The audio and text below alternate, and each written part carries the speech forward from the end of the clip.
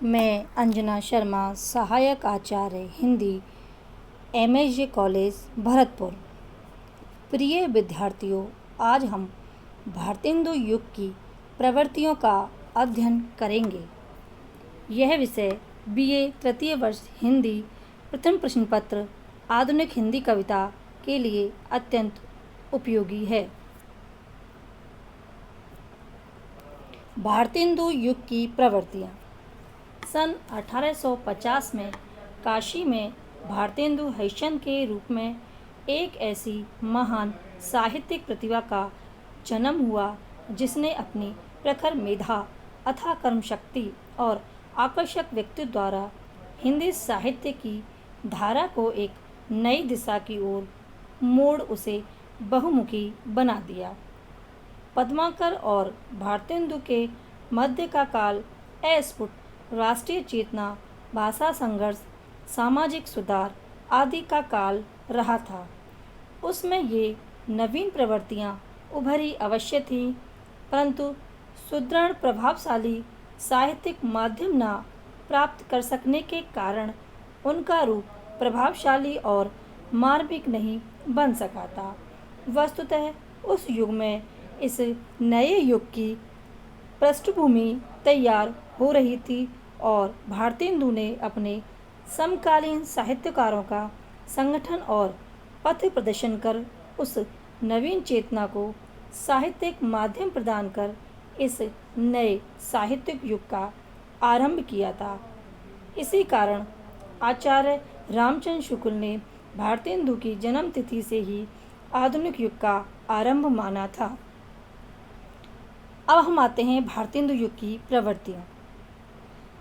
सबसे पहली प्रवृत्ति है राष्ट्रीय चेतना का उन्मेष। भारतेंदु युगीन हिंदी चेतना को इस बात का बड़ा दुख था कि भारत का समस्त धन विदेश में चला जा रहा है। उन्होंने कहा भी है, अंग्रेज राज सुख साज सजे सब भारी, पै धन विदेश चली जात यह अति ख्वारी। जैसी भारतेंदु की पंक्तियों से एक ओर विज्ञान और पाश्चात्य शिक्षा और संस्कृति के प्रति बसमय युक्त सम्मान की भावना दृष्टिगोचर होती है, तो दूसरी ओर कठोर एहसास भी दिखलाई पड़ता है।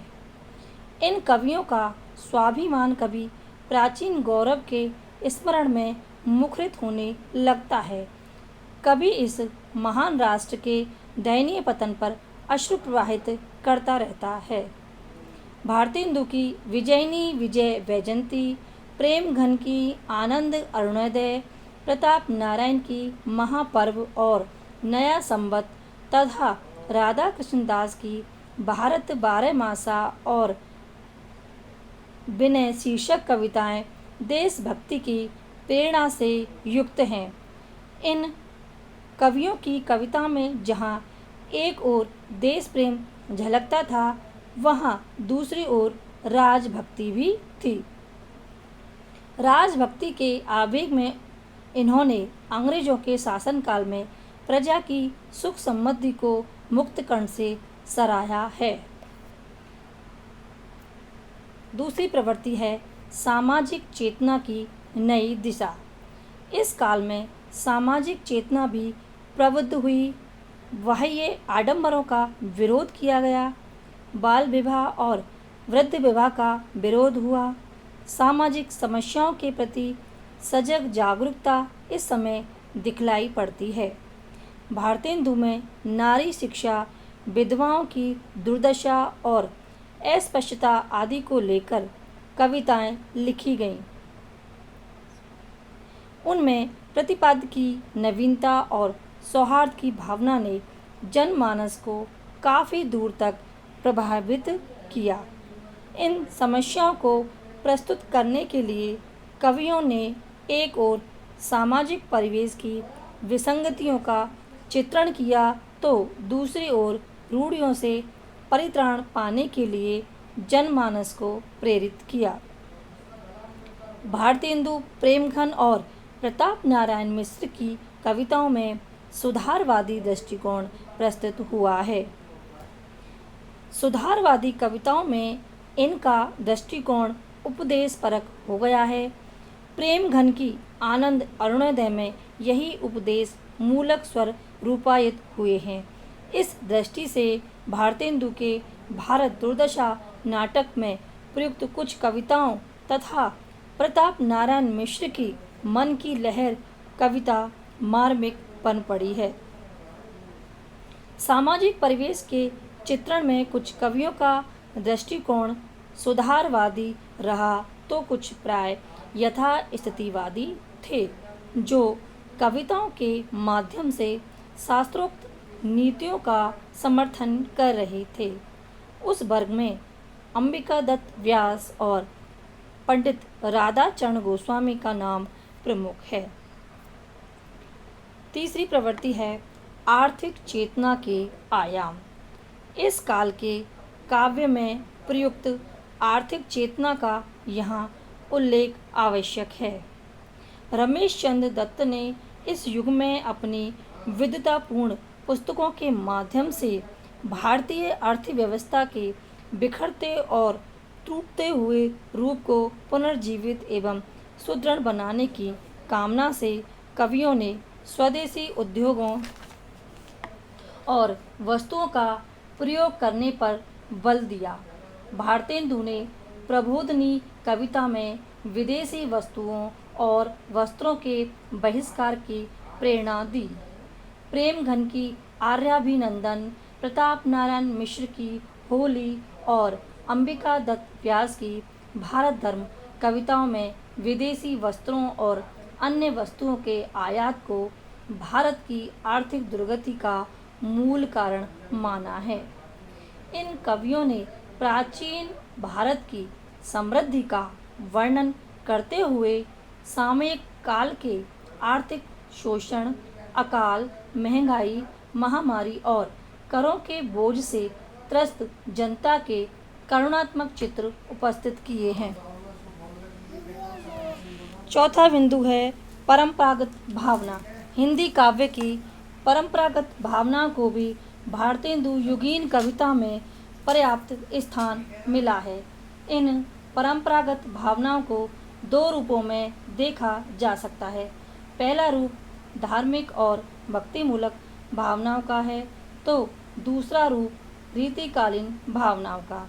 धार्मिक और भक्तिमूलक भावनाओं की अभिव्यक्ति में इनका दृष्टिकोण परंपरागत रहा है।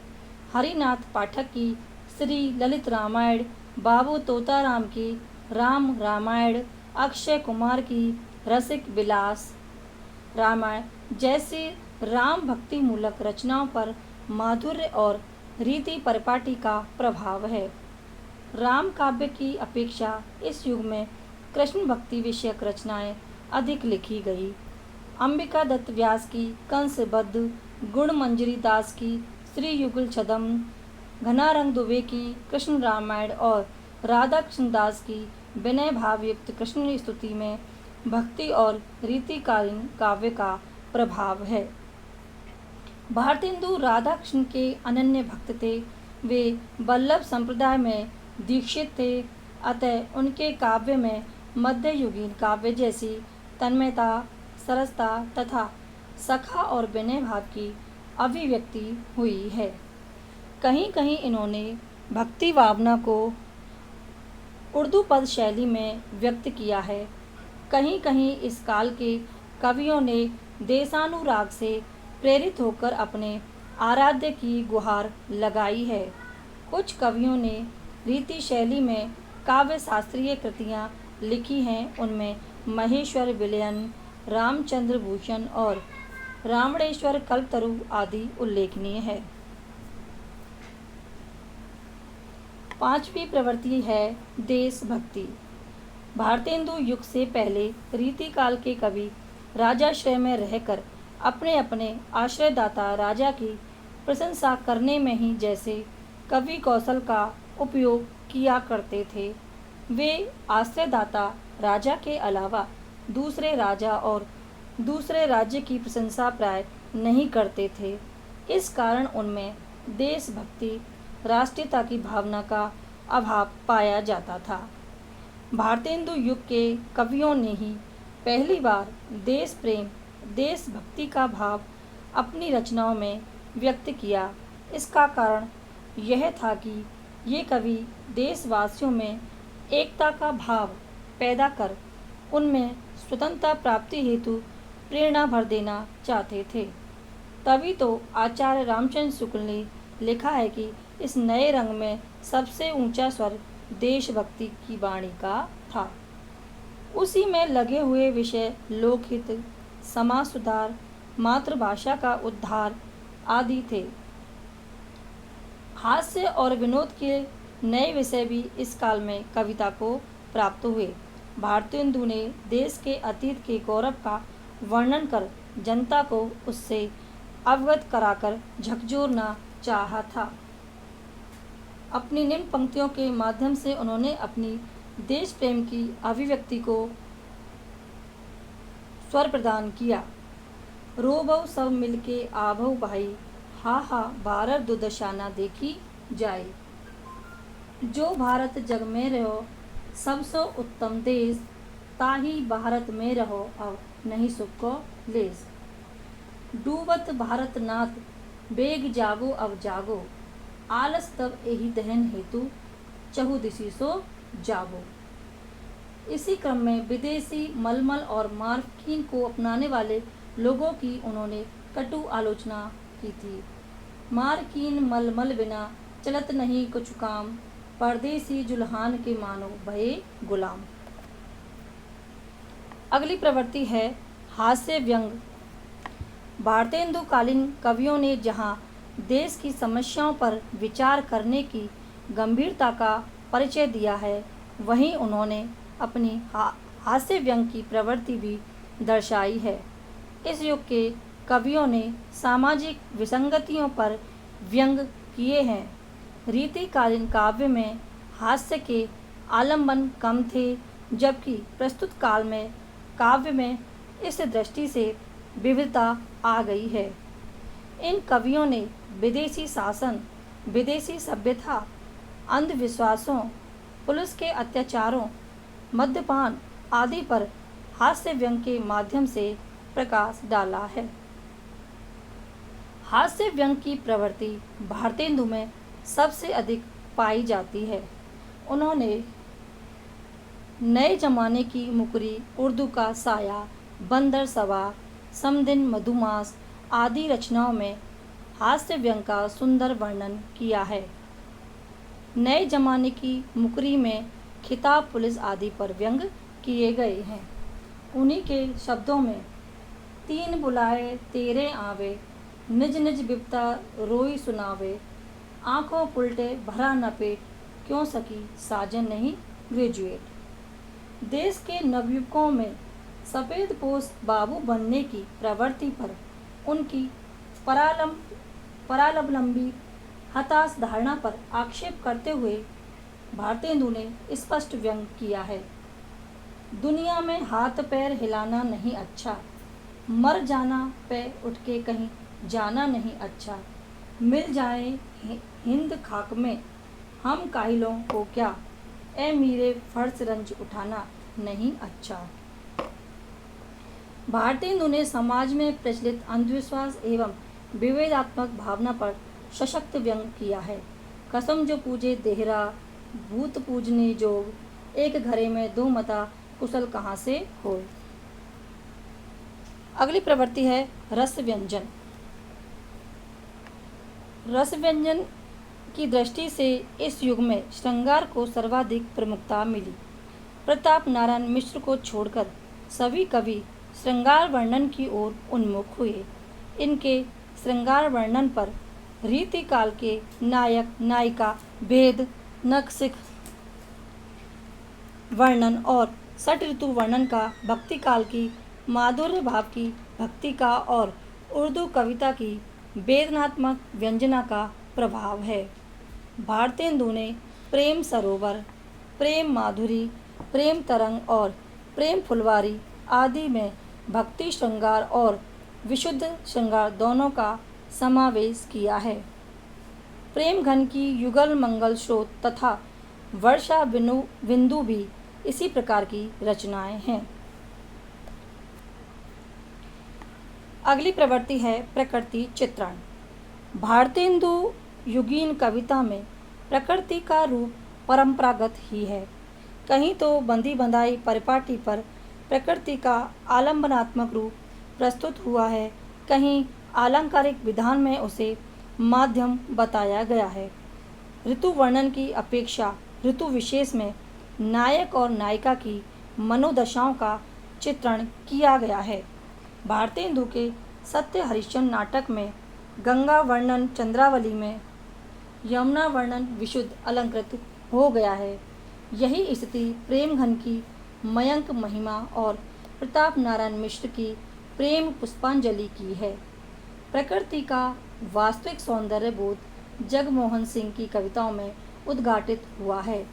प्रकृति का सूक्ष्म निरीक्षण और प्राकृतिक दृश्यों के स्वाभाविक एवं प्रभावोत्पादक चित्रण उनके प्रकृति वर्णन की प्रमुख विशेषताएं हैं। भारतेंदु ने प्रकृति वर्णन अधिकांशतः उद्दीपन रूप में किया है। यथा चंद्रमा का वर्णन करते हुए वो कहते हैं, देखी सखा चंदा उदय भयो, कभौ प्रकट लखात कभौ बंदरों की ओट भयो, करत प्रकाश कभौ कुंजन में छन छन छिपी छिपी जाए, मनु प्यारी मुखचंद्र देख के घूंघट कर लजाए। उन्होंने ऋतुओं में वसंत एवं वर्षा का वर्णन बड़ी तन्मयता से किया है।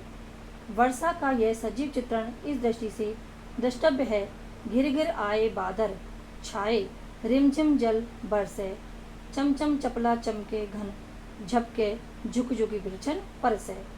प्रकृति वर्णन के प्रसंग में भारतेंदु ने वस्तु वर्णन एवं दृश्य वर्णन के मधुर शब्द चित्र उपस्थित किए हैं। गंगावतरण कविता में गंगा की धारा के साथ ही गंगा तट के प्राकृतिक सौंदर्य का वर्णन अति हृदयग्राही बन पड़ा है। नव उज्ज्वल जलधार हार हीरक सी सोहती, विच विच चेहरती बूंद मध्य मुक्तामणि पोहनी, लोल लहर लही पवन एक पे एक इमी आवत, जिम नर गण मन विविध मनोरथ करत मिटावत। निष्कर्ष रूप में हम कह सकते हैं कि भारतेंदु के काव्य में भारत की दैन्यता, अंग्रेजों की शोषण नीति, देश जाति के अतीत का गौरवगान, वर्तमान की हीनावस्था तथा सामाजिक एकता आदि को लेकर सुंदर सशक्त भावाभिव्यक्ति हुई है। देश की दुर्दशा को लक्ष्य कर भारतेंदु ने काफ़ी क्षोभ व्यक्त किया है। इस निर्मित उन्होंने प्रबोधनी आदि कविताओं में जागरण एवं नव चेतना का स्वर व्यक्त किया है। इस तरह की भावधारा से भारतेंदु का काव्य काफ़ी समृद्ध है। अतः इस विवेचन से स्पष्ट कहा जा सकता है कि भारतेंदु की काव्यगत भावधारा संधि काल से प्रभावित रही है। फिर भी उनका भाव पक्ष राष्ट्रीय भावना, देश प्रेम, निज भाषा प्रेम के साथ ही नव जागरण की चेतना से संपन्न दिखाई देता है। भक्ति भावना, श्रृंगार चित्रण, प्रेमानुभूति एवं प्रकृति चित्रण आदि सभी दृष्टियों से भारतेंदु के काव्य का अभिव्यक्ति पक्ष प्रशस्त एवं हृदयावर्जक है। उनमें युग प्रणेता की सभी विशेषताएं विद्यमान है। धन्यवाद।